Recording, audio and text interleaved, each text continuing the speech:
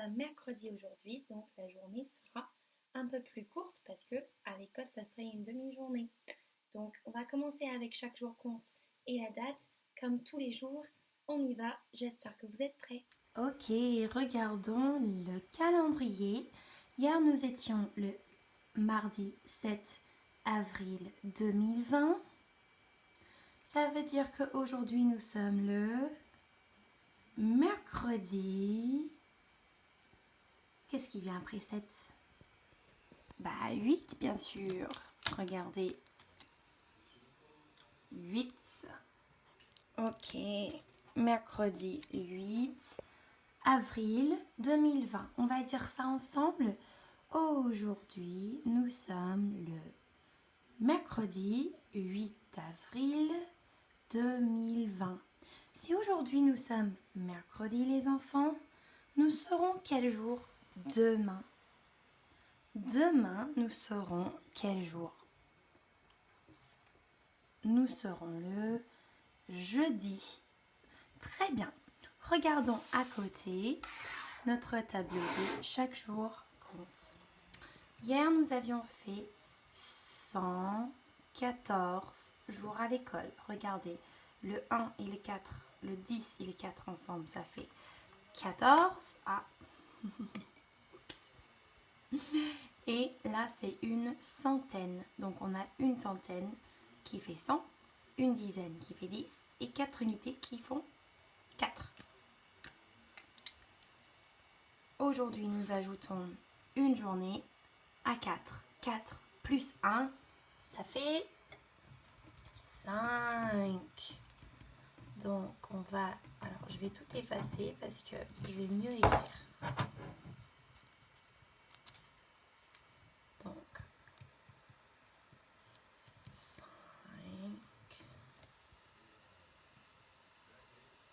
5. Et là, je vais juste... Oupsie. Réécrire. Hop là, j'ai perdu un pot. Bon, c'est pas grave, on le remet. Donc maintenant, j'ai 5 bâtons violets, 5 jours. J'ai un bâton bleu qui fait une dizaine, 10. Et j'ai un bâton jaune qui représente tout ça, 100 jours à l'école. Voilà, tout va bien. Donc, mercredi, le 8 avril 2020, 115 jours à l'école. Alors, les enfants, en écriture aujourd'hui, c'est très simple. On va simplement écrire la date. C'est tout pour aujourd'hui. Donc, hier, nous étions mardi et nous avions fait un peu de travail sur le prénom, sur le B dans les deux écritures. Donc là, on va écrire le mot mercredi. Donc, c'est M, E, R, ça fait mère, K, R, E, creux, dit. R, creux, dit. Mercredi. 8. Alors le 8, on écrit un S et puis on ferme. Avril. A. V. R. I. Le. Avril. Mercredi 8 avril. Très bien. Alors soit on écrit en lettres bâton parce que on peut, soit on écrit en lettres attachées. Et en attaché, on va faire un pont, 2 ponts, 3 ponts. Ensuite, le E. Je pars tout de suite à droite. Je referme. Le R, je fais ma boucle ou non. Je descends. Le C. Un autre R. Le mot mercredi, c'est difficile, les enfants. Si vous voulez vous entraîner, j'ai mis des fiches sur le site de la classe. Surtout le mot mercredi, c'est très difficile. Donc n'hésitez pas à demander à maman et papa des fiches. Oh, il n'était pas très beau mon 8. Bon, c'est pas grave. Même des maîtresses font des bêtises par moment. Avril. N'hésitez pas à aller voir les autres fiches si dans le cahier c'est trop facile. Et c'est tout pour aujourd'hui les enfants.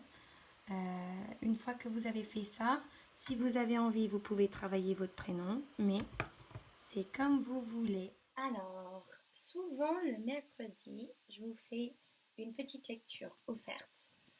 Alors, il se trouve que j'ai pas beaucoup d'albums de jeunesse qui me restent, mais j'avais celui-là de la médiathèque de Poitiers, qu'on avait pris quand on a fait notre sortie.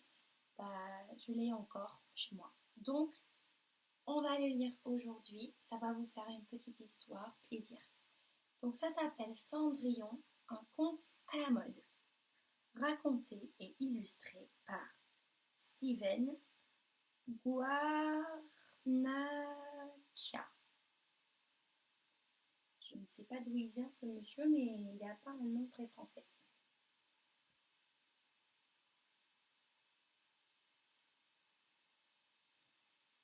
Donc, on va se mettre en tête l'histoire de Cendrillon que tout le monde connaît et on va voir ce qui est différent et ce qui est pareil.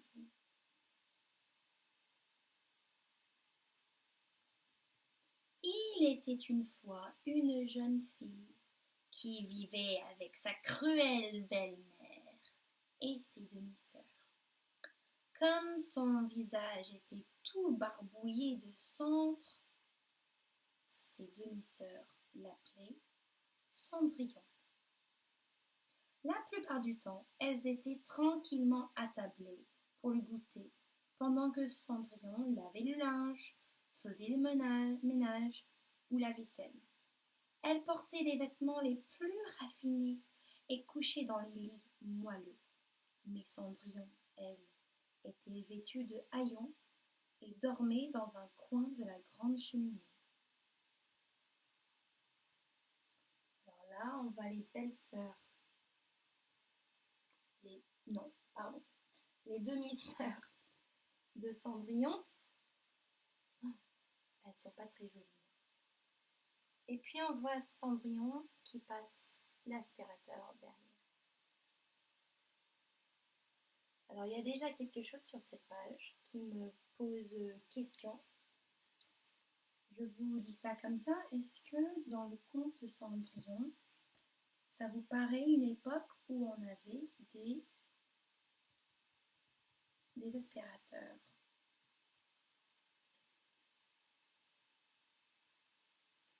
À réfléchir. Un jour, le prince invita toute la ville à un bal. La belle-mère de Cendrillon lui interdit d'y assister. Tandis que ses demi-sœurs se préparaient pour la soirée, elle ricanait et disait « Imagine juste une minute Cendrillon au bal avec ses haillons. »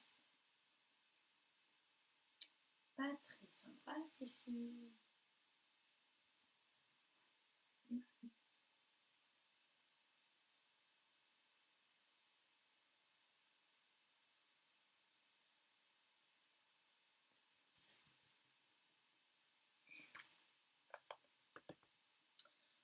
L'heureux soir du bal venu, la cruelle belle-mère et ses méchantes filles partirent en carrosse, laissant Cendrillon seul et en larmes.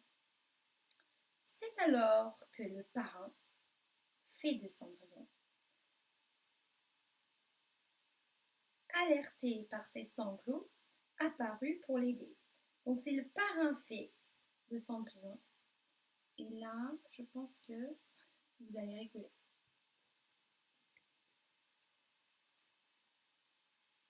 Là, je vois une autre différence, peut-être avec l'histoire qu'on connaît déjà. Vous allez me dire ce que c'est.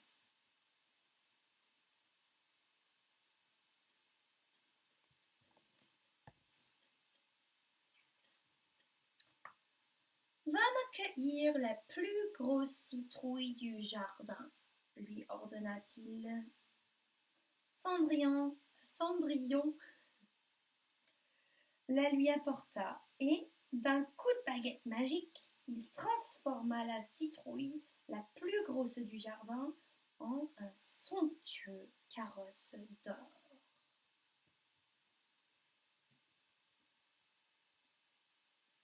Est-ce que ça a la même tête que la carrosse que vous connaissez de l'histoire de Cendrillon?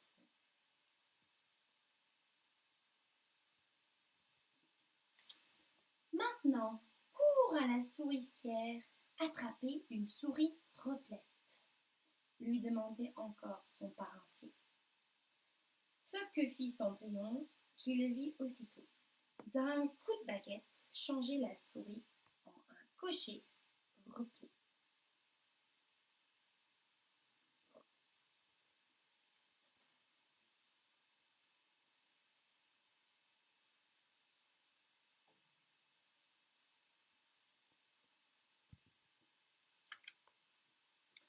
Et maintenant, dit son parrain fée, voici pour ta tenue. Il tapota Cendrillon à 2 reprises de sa baguette, et ses vêtements sales et en pièces devinrent des robes sublimes. Finalement, Cendrillon en choisit une, tandis que ses pieds se chaussaient, comme par magie, de sandales en cristal. Donc, on va voir toutes les robes de Cendrillon.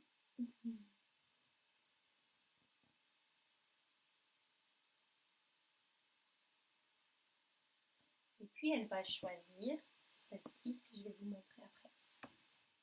Cendrillon était sur le point de partir au bal à bord de son carrosse d'or, quand son parrain fée lui fit une dernière recommandation.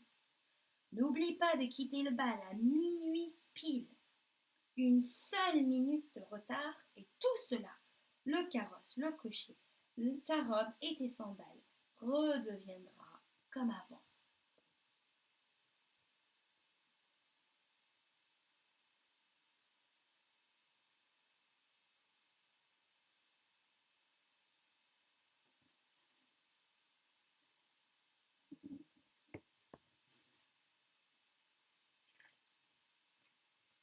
Quand Cendrillon arriva au bal, tous les invités furent émerveillés par cette magnifique princesse.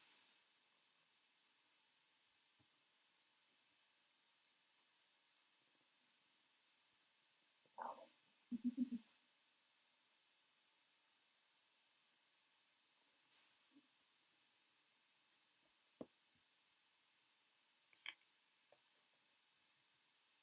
Le prince passa la soirée entière à danser avec elle, n'imaginant certainement pas qu'il valsait, en fait, avec une servante.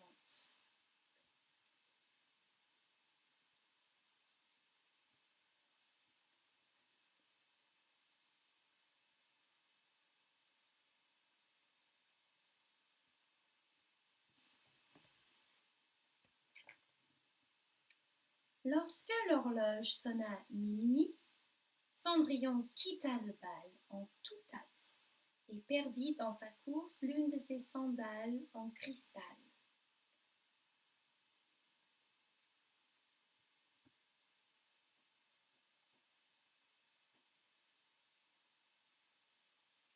Bon, bon, oui, sonne. Lorsqu'elle atteint enfin son carrosse, il était déjà retourné à l'état de citrouille, le cocher à celui de souris replète, et elle, Cendrillon, se trouva à nouveau vêtue de haillons. Le prince, qui avait perdu sa trace, demanda à ses laquais s'ils avaient aperçu une magnifique princesse quitter le palais. Ils répondirent qu'à part une misérable servante, ils n'avaient vu personne.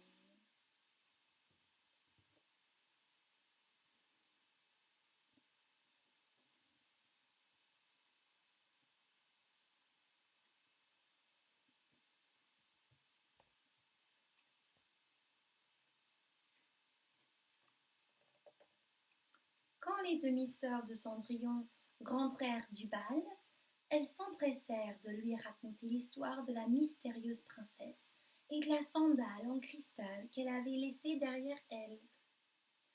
Le jour suivant, le prince fit annoncer, à son de trompe, qu'il épouserait celle à qui appartenait la sandale.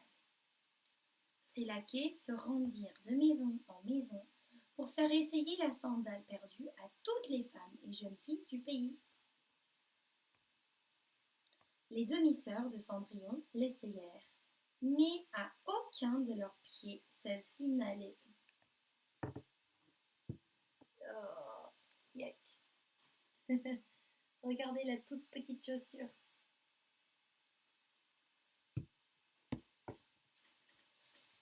Yuck. Oula. Peut-être qu'à moi, elle sera ajustée, suggéra Cendrillon. Ses demi-sœurs répondirent: quel culot! Et aussi, ne sois pas ridicule. Mais quand le laquais du prince enfila la sandale à Cendrillon, elle alla parfaitement à son pied et les sourires des demi-sœurs s'évanouirent. C'est vaste. C'est alors que la jolie servante sortit de sa poche la deuxième sandale et l'enfila à son tour. Et les demi-sœurs tournèrent presque de l'œil.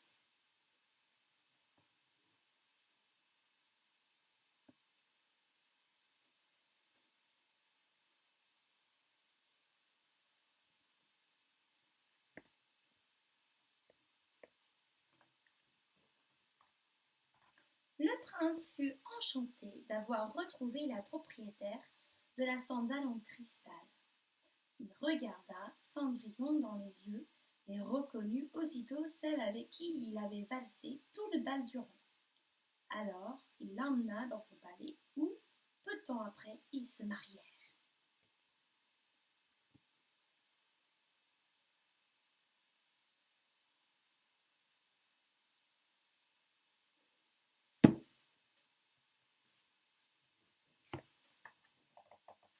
La fin. Là, on voit toutes les modes. Parce que c'est Cendrillon, un conte à la mode.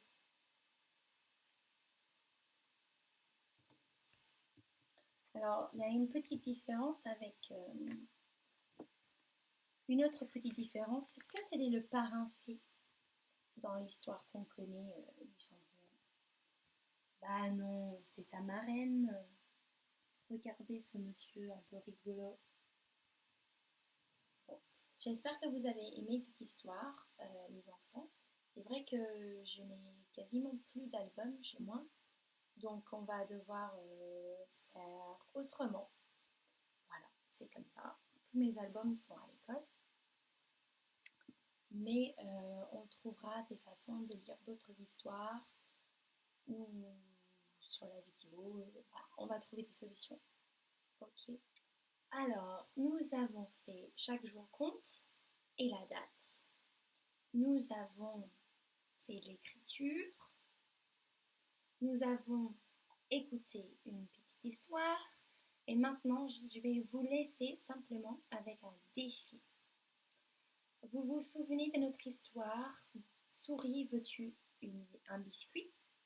Je voudrais que vous appreniez à raconter cette histoire. Alors, il y a quelques semaines, nous avons fait une activité où il fallait découper et coller dans le bon ordre les événements de l'histoire. Est-ce que ça vous dit quelque chose cette activité? Sinon, je vais me mettre sur l'écran, je pense. Je voudrais que vous repreniez cette feuille, ou si vous n'avez pas cette feuille, moi je vais vous mettre un exemple, un modèle en pièces jointes et sur la vidéo pour que vous puissiez voir et utiliser ça. Donc soit vous utilisez votre feuille, soit vous utilisez la feuille que je vais vous fournir et vous allez vous entraîner à raconter l'histoire. Souris, veux-tu un biscuit? Donc ce qui est important dans cette histoire, c'est que on dit souvent si tu donnes hmm, alors elle va demander hmm. Et quand tu lui auras donné hmm, elle voudra hmm. Et l'histoire, ça se suit comme ça. Donc vous allez faire de votre mieux. Et si vous souhaitez partager votre récit avec la classe, envoyez-moi un mail avec une vidéo